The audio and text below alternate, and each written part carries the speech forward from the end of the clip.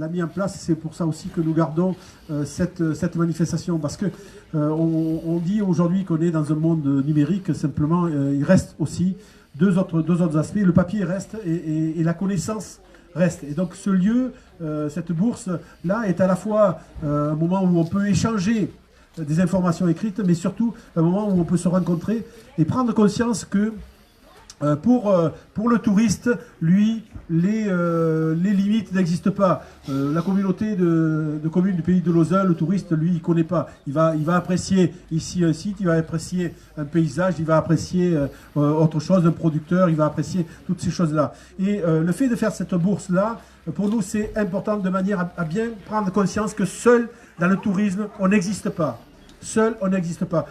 Quel que soit l'acteur du touriste, il n'existe pas seul. Et donc, il faut effectivement que nous arrivions à travailler ensemble et que l'ensemble, que ce soit les collectivités ou que ce soit les acteurs, que chacun puisse travailler ensemble. Cette année, on a aussi accueilli, et je voulais les saluer, je vois les nuits lyriques qui sont en face de moi, on a aussi accueilli des acteurs culturels.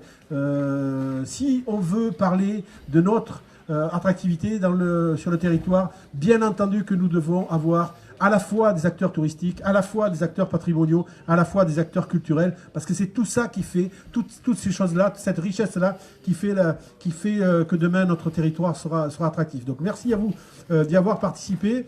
Gardons l'esprit, je le redis, mais gardons l'esprit qu'on n'existe pas seul. Nous devons travailler absolument avec tout le monde. Et quand je dis avec tout le monde, j'ai vu qu'il y avait 2 autres départements qui étaient présents ici aussi.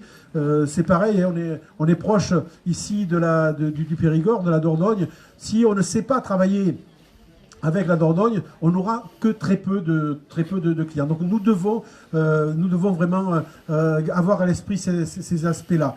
Il va y avoir des infrastructures qui sont en train de se mettre en place avec des grands chemins. Le chemin de Soulac à Rocamadour, qui est un chemin pédestre, qui va passer pas très loin d'ici, mais qui va passer sur ce territoire-là également. La vallée du Drô à vélo, puisqu'elle va être inaugurée dans les mois, je ne sais pas si ce sera en mai ou en juin. Le fléchage va être fait, l'itinéraire, lui, est validé, et donc il va permettre de rejoindre d'une part la Gironde, et d'autre part pour aller jusqu'au Lot, puisque la vallée du Drô à vélo se terminera sur le chemin de la vallée du Lot à vélo, et donc on aura des grands itinéraires comme ceux-ci qui sont en train de se mettre en place et qui devraient profiter, et ici en particulier, qui devraient profiter à ce territoire-là.